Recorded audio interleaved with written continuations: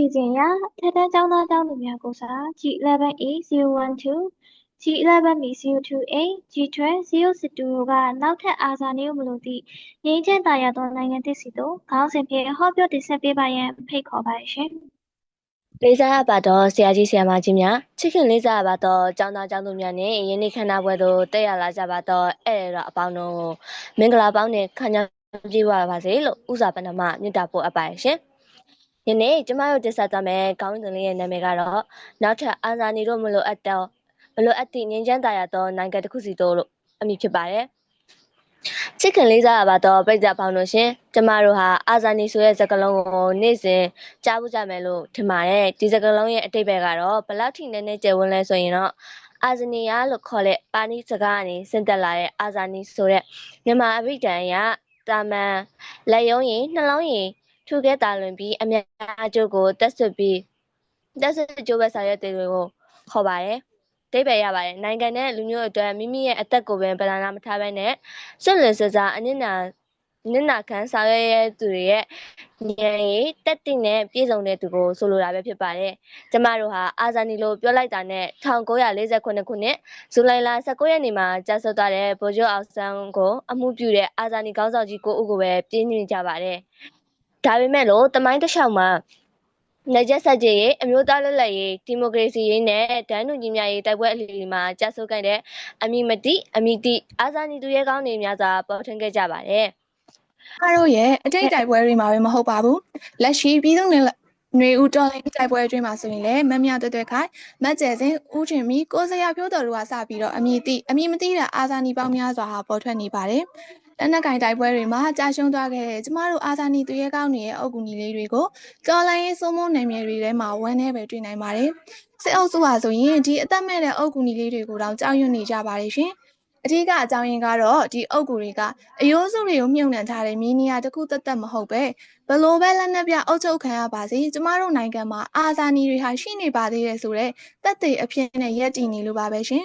်ကျမတို့လေးစားကြမှုထားရတဲ့ဗိုလ်ချုပ်အောင်ဆန်းရုပ်တုတွေကိုစစ်အုပ်စုကဖျက်ဆီးနေတာတွေကိုလည်းလက်ရှိတလောသတင်းတွေမှာလက်တွေ့အပြင်မှာလည်းကျမတို့တွေ့နိုင်ပါတယ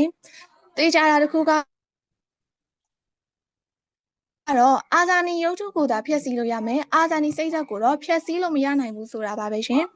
နိုင်ငံအတွက်ဥဆောင်လှုပ်ရှားနေတဲ့ခေါင်းဆောင်ကြီးတွေလက်ရှိမြေပြင်မှာတော်လှန်တိုက်ခိုက်နေတဲ့လူငယ်တွေပညာရေးနဲ့ဆက်လက်တော်လှန်နေကြတဲ့လူငယ်တွေကဒီစကားအတွက်အရှင်လက်လက်သက်သေပြနေတဲ့လူသားသက်သေတွေပဲမဟုတ်ပါလာ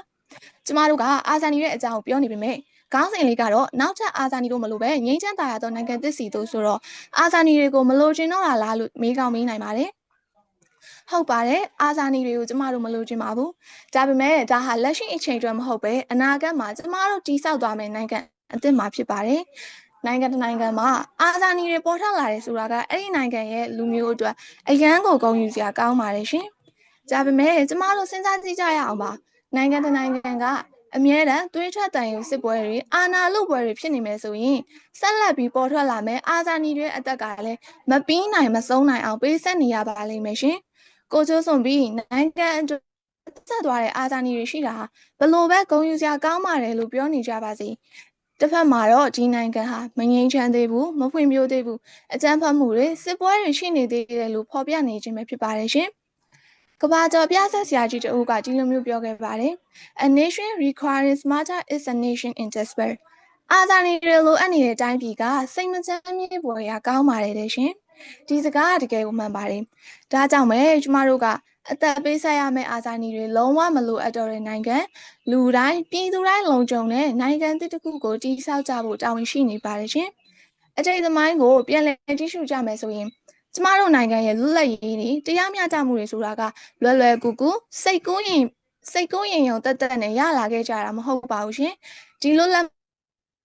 အောက်ပေါင်းများစွာဘဝပေါင်းများစွာမျောလင့်ချက်ပေါင်းများစွာအနစ်နာခံမှုပေါင်းများစွာပေးဆက်ပြီးမှသာရယူခဲ့ကြရတာဖြစ်ပါတယ်ရှင်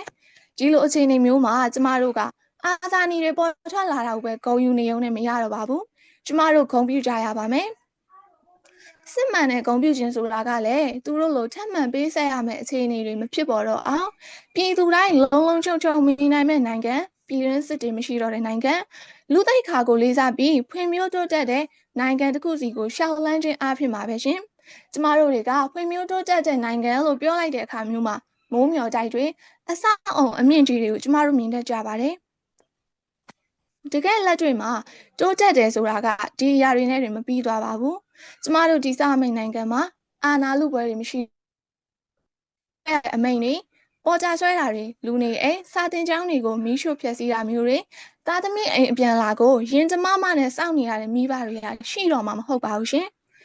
ဒီအနာဂတ်နိုင်ငံမှာအသက်ပေးဆက်မဲ့အာဇာနည်တွေကိုလည်းကျမတို့မလိုအပ်တော့ပါဘူးဒီနိုင်ငံဟာပြည်သူအတန်ကိုနားထောင်ပြည်သူစံနာကိုလေးစားပြီးဥပဒေကိုလေးစားလိုက်နာတဲ့ကောင်းဆောင်တွေနဲ့နိုင်ငံသားအရေးချင်းပြေဝကနိုင်ငံစီမင်းစည်းကမ်းတွေကိုလေးစားလိုက်နာတဲ့ပြည်သူတွေနေထိုင်တဲ့နိုင်ငံတစ်ခုဖြစ်လာမှာမလို့ပါပဲရှင်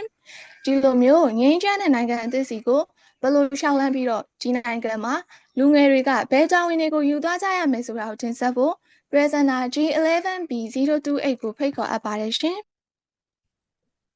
်လေးစားရပါတော့အဘိဓါပေါင်းတို့ရှင်အတိတ်ကအာဇာနည်တွေရဲ့ပေးဆက်မှုကိုပြန်လည်ဥညွှန်ရင်ကျမတို့ရဲ့ယင်းထဲမှာမိကွန်းလေးတစ်ခုပေါက်လာပါတယ်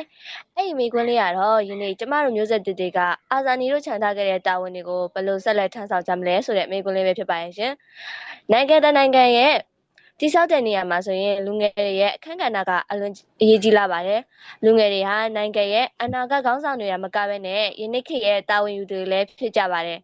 ်ဒါပေမဲ့နိုင်ငံတည်ဆောက်ရေးဆိုတာကလည်းကြီးမားတဲ့အရာတွေလုပ်တာမှနိုင်ငံတည်ဆောက်ရေးမဟုတ်ပါဘူးရှင်လူတဦးချင်းစီရဲ့လှုပ်ဆောင်ချက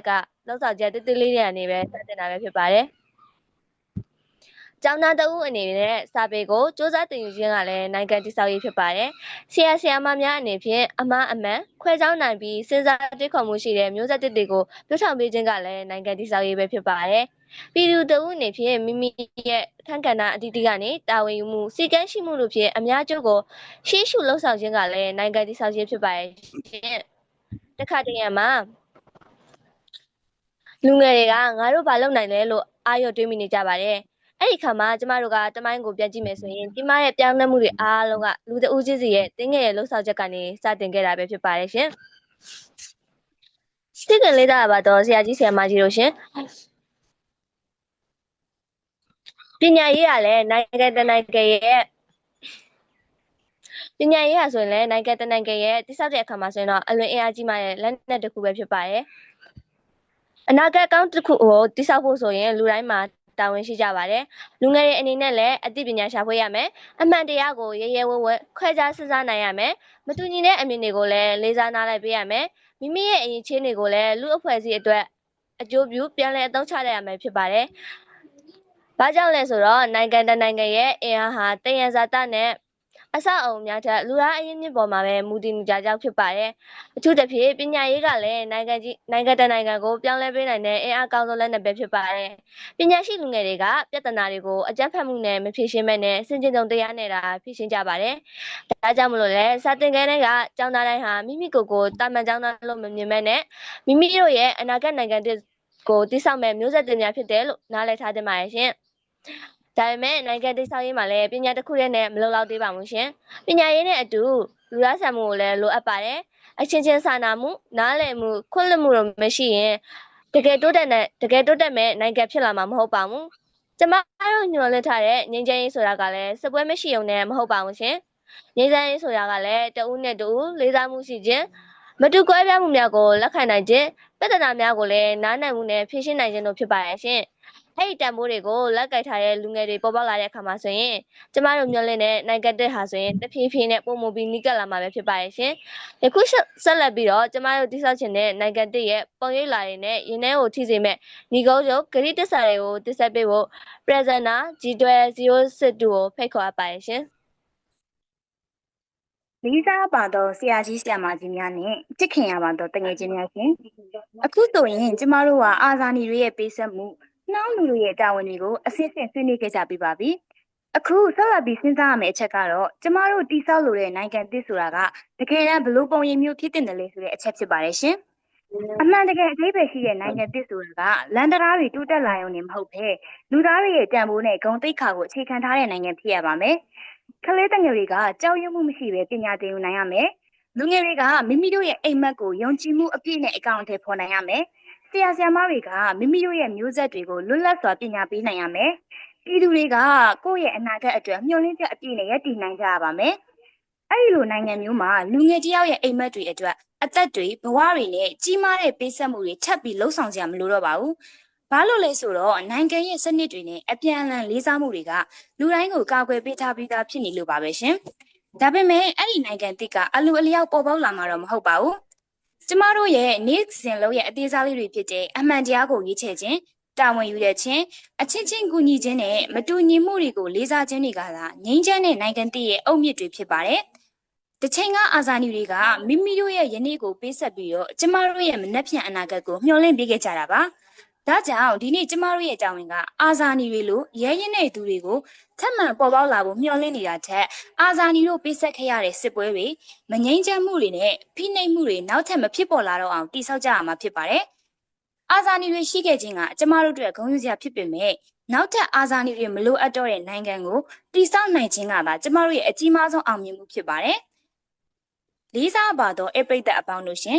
အခုနောက်ဆုံးအနေနဲ့ကျမတို့အားလုံးရဲ့ယင်းထဲမှာအမြဲမှတ်သားထားတဲ့အတွေ့အကြုံတစ်ခုကိုမျှဝေပြရစီရှင်။အာဇာနည်တို့ကိုအကောင်းဆုံးဂုဏ်ပြုတဲ့နေရာမှာအာဇာနည်တွေရဲ့နာမည်ကိုမှတ်သားထားရုံနဲ့မဟုတ်ဘဲ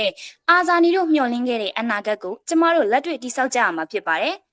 တမိုင်းကကျမတို့အမြဲတမ်းမေးခွန်းတစ်ခုမေးနေပါရဲ့ရှင်။မင်းတို့အတိတ်ကသင်ခန်းစာတွေကိုဘလို့အသုံးချကြမလဲတဲ့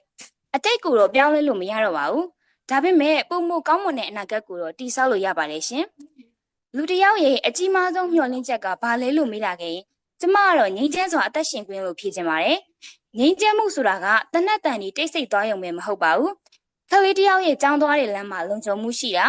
မိဘတွေကကိုယ်သားသမီးပြန်လာမယ့်အချိန်ကိုစိတ်အေးလက်အေးစောင့်နေနိုင်တာလူငယ်တွေကမိမိတို့ရဲ့အိမ်မက်ကိုလွတ်လပ်စွာအကောင့်ထဲပေါ်နိုင်တာဒီလိုအချက်တွေအားလုံးပေါင်းစည်းမှသာတကယ်ငြိမ်းချမ်းမှုအစစ်ဖြစ်ပါတယ်။ကျမတို့လိုချင်မျှော်လင့်တဲ့နိုင်ငံတစ်ကအကြောက်တရားနဲ့မဟုတ်ဘဲယုံကြည်မှုနဲ့ရှင်သန်ရပါမယ်။အမုန်းတရားနဲ့မဟုတ်ဘဲနားလည်မှုကိုရွေးချယ်ရပါမယ်။ကွဲပြားမှုတွေကိုရန်သူလိုမမြင်ပဲလေးစားတတ်တဲ့ယဉ်ကျေးမှုရှိရပါမယ်။ငြိမ်းချမ်းရေးကိုတိဆောက်ဖို့လက်နက်တွေထက်အသိပညာလိုအပ်ပြီးအမုန်းတရားတွေထက်မေတ္တာတရားပို့ပြီးတော့လိုအပ်ပါတယ်။ဒီနေ့ကျမတို့ပြောနေတဲ့စကားတွေလုပ်နေတဲ့အလုပ်တွေချနေတဲ့ဆုံးဖြတ်ချက်တွေကမနှက်ဖြန်ရဲ့တမိုင်းကိုပုံဖော်ပေးနေတာဖြစ်ပါတယ်။ဒါကြောင့်ကျမတို့ကနောင်လာမယ့်ကလေးငယ်တွေအတွက်မျက်ရည်တွေကိုအမွေဖြစ်မချန်ထားခဲ့တဲ့နဲ့မျှော်လင့်ချက်တွေကိုပဲအမွေဖြစ်ချန်ထားခဲ့နိုင်မှုစူးစမ်းကြရပါမယ်။ဒီကုန်းချောအနေနဲ့တိုက်တွန်းပြောကြားလိုတာကတော့အာဇာနည်တွေပေးအပ်ခဲ့တဲ့မျှော်လင့်ချက်တွေကိုဆက်လက်တည်ဆောင်ပြီးအသိပညာဖြင့်တိဆောက်ကြပါစို့စီလုံးညီညွတ်မှုဖြင့်တိဆောက်ကြပါစို့